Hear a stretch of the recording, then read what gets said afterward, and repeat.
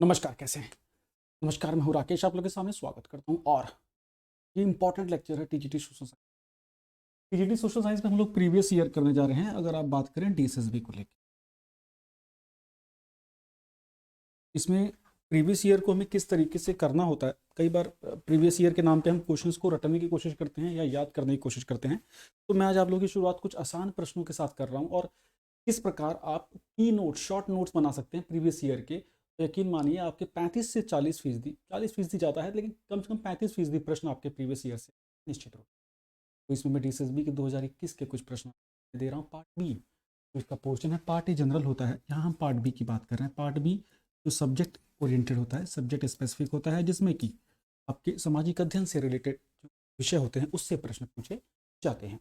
Telegram group में हमने जो वोट किया है उसमें लगभग लोगों को हिस्ट्री में और इकोनॉमिक्स में परंपरागत रूप से ये दोनों कठिन विषय हैं। अगर टीजीटी सोशल साइंस के पर्सपेक्टिव से बात करें तो थोड़ा सा यहाँ से कठिन हिस्से आते हैं।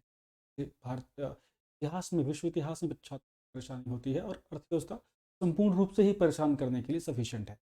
चलिए चीज़ों को लेकर शुरू करते हैं और एक ग्लिम्स होगा आप लोगों को कि किस प्रकार से प्रीवियस ईयर को हमें किया जाए। और प्रीवियस ईयर यहाँ आपको पूरी तरह से मैं कराऊंगा।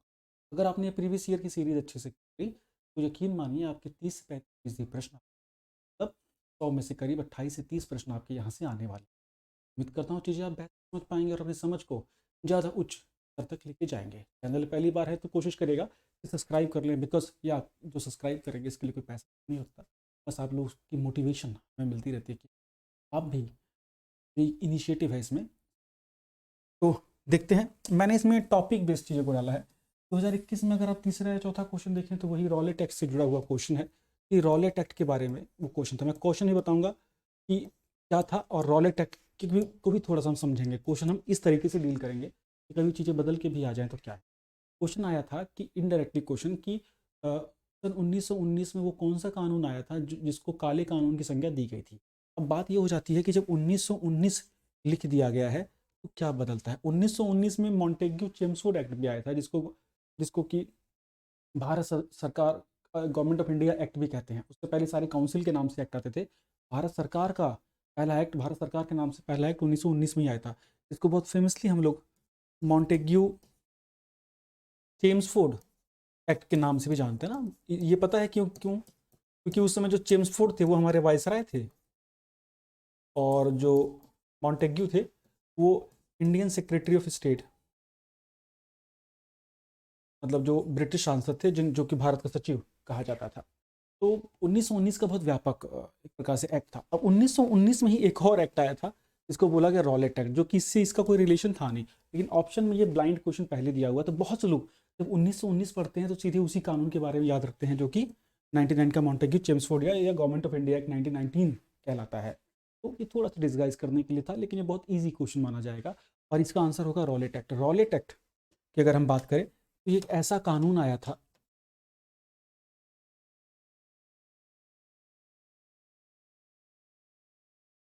जिसके अंतर्गत बिना किसी सबूत के किसी भी व्यक्ति को शक के आधार पर मात्र 2 वर्षों के लिए कठोर कारावास में डाला जा सकता था, ना कोई वकील ना कोई दलील।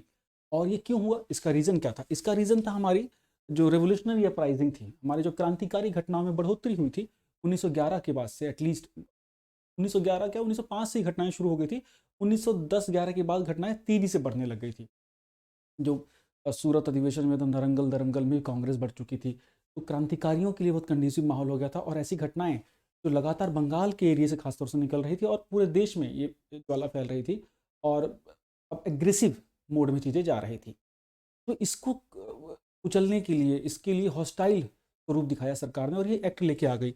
और इसके अंतर्गत ये हो गया कि अब कोई इस तरह की एक्टिविटी करेगा, बस शक भी हो जाए तो भी हम उसको बंद कर देंगे। इस घटना का बड़े बड़े पैमाने पर विरोध हुआ था और बहुत ही विध्वंसक विरोध हुआ और इसका अंत बहुत दुखद हुआ कि जब 1919 में ही 13 अप्रैल 1919 में जालियांवाला बाग अमृतसर में जो हत्याकांड हुआ, उसके बाद इस घटना ने, मतलब इस काले कानून को बहुत बड़ा प्रकार से भारतीय स्वतंत्रता के इतिहास में भी दिखा दिया कि किस प्रकार से बहुत बड़ी घटना बन के उभरी। और इसी की वजह से, इस दुर्घटना की वजह से, दुर्घटना क्या बोलेंगे, हत्याकांड की वजह से, सॉरी, असहयोग आंदोलन जो 1920 का है, वो कांग्रेस ने करने का ठाना और वो माइलस्टोन साबित।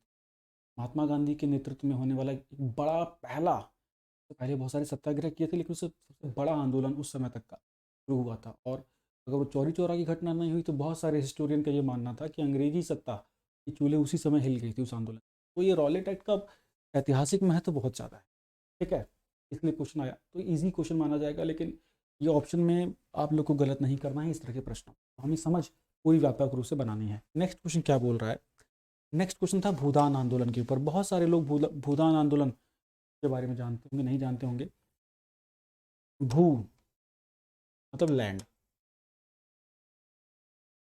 तो जमीन से जुड़ा हुआ एक आंदोलन था। इसमें ना 3 स्टेटमेंट दी गई थी और इसमें पूछा गया था कौन कौन से स्टेटमेंट करेक्ट है। अब देखिए, इसमें ये दिया गया था कि भूदान आंदोलन के विषय में क्या क्या बात सही है। पहला है कि एक ये विनोबा भावे जी के द्वारा शुरू किया गया था, हाँ जी ये करेक्ट है। दूसरा, तो कांग्रेस सरकार का समर्थन था। तीसरा, इसको जयप्रकाश नारायण जी का समर्थन। तीनों स्टेटमेंट अपने आप में कहीं ना कहीं सही हैं, लेकिन ये सरकारी आंदोलन कार्यक्रम नहीं था। इसमें एक ऑप्शन ये भी था कि ये गवर्नमेंट का इनिशिएटिव था, तो गवर्नमेंट का इनिशिएटिव नहीं था। बात करते हैं स्वतंत्र भारत में 1951 की। 1951 में ये भूदान आंदोलन शुरू किया विनोबा भावे जी ने। ठीक, गांधीवादी थे, बहुत बड़े गांधीवादी नेता थे। गांधी जी के विचारों के ऊपर ही इन्होंने इस आंदोलन को शुरू किया और इसका लक्ष्य था कि जो भूमिहीन लोग हैं उनको ज़मीनें दिलाई जाएं। इसके लिए गांव-गांव इसके लक्ष्य था कि करीब करीब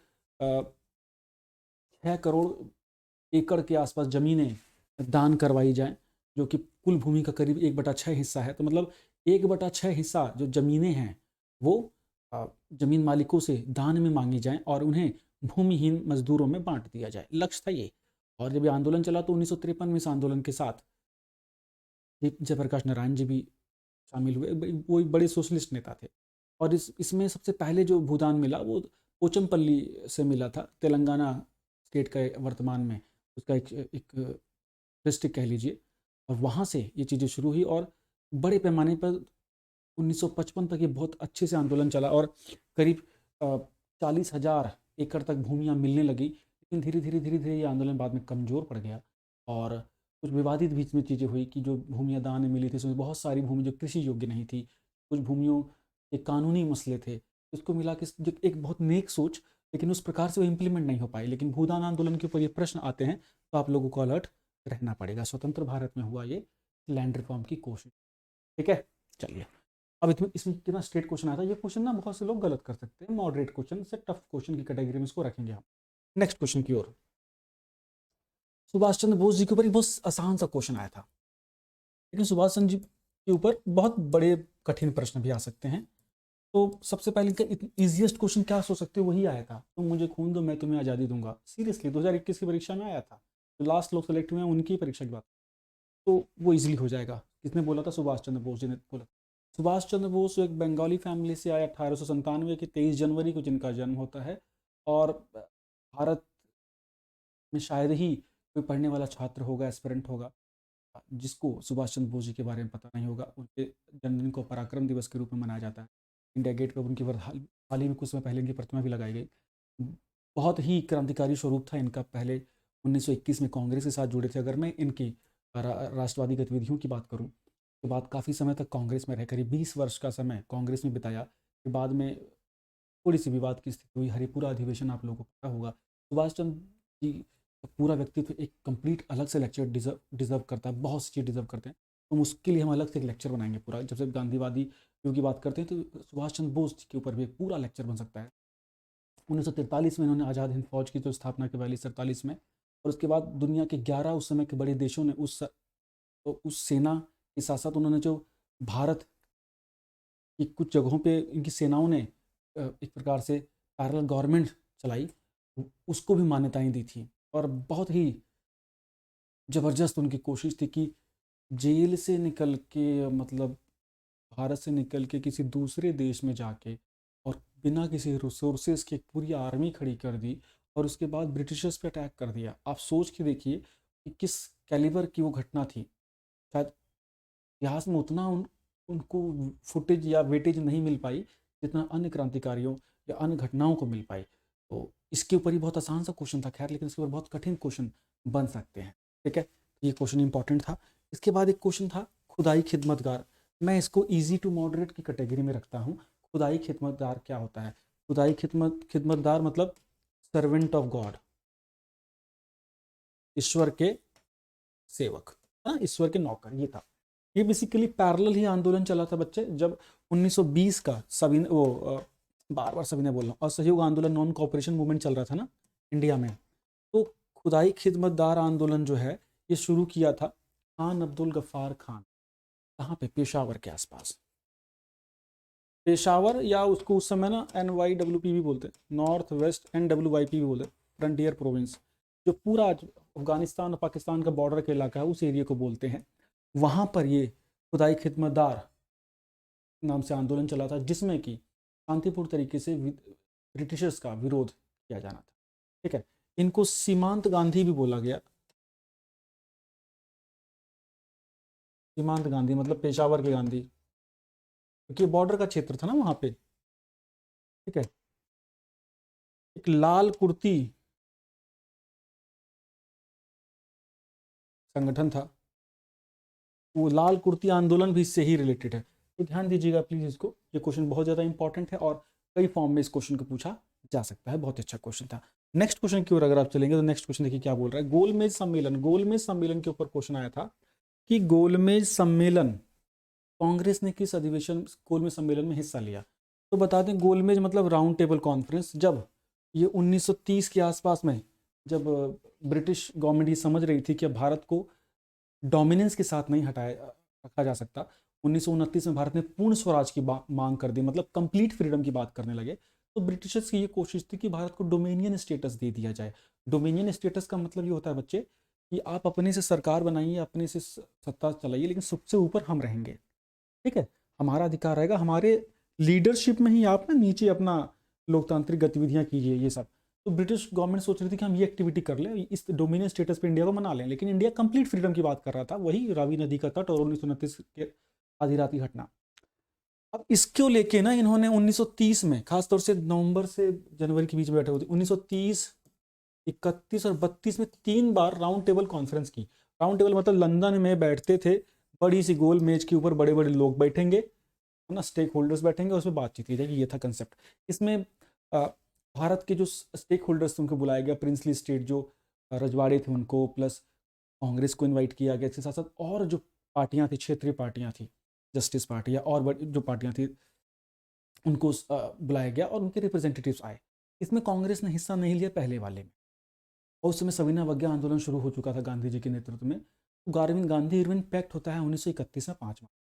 उसके बाद ये राय बनती है कि ठीक है, 1931 वाला हम जो सेकंड गोल में सम्मेलन है इसमें हिस्सा लें, और उसमें वो कुछ भी नतीजा नहीं निकलता है और अल्टीमेटली वो फेल होती है। फिर 1932 वाले में भी कांग्रेस हिस्सा नहीं लेती, तो कांग्रेस ने हिस्सा लिया इसमें, ठीक है, बस बाकी सब में नहीं लिया। BR अम्बेडकर जी ने तीनों में लिया, रजवाड़ों ने भी तीनों में लिया।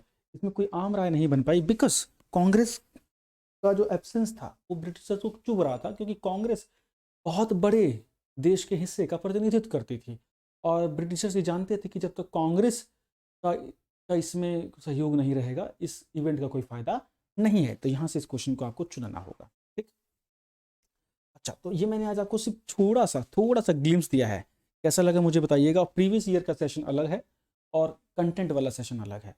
दूसरी बात, TGT सोशल साइंस को लेकर पूरी तरह से एक्टिव हो जाइए इस चैनल पे। अगर आप TGT सोशल साइंस की प्रिपरेशन कर रहे हैं तो इस चैनल को बिल्कुल से सब्सक्राइब करके रख लीजिए, plus M with Rakesh Telegram channel को सर्च कीजिए, टेलीग्राम ग्रुप पे आपको दिख जाएगा। ठीक, मिलते हैं नेक्स्ट वीडियो में। उम्मीद करता हूँ ये लेक्चर आपको अच्छा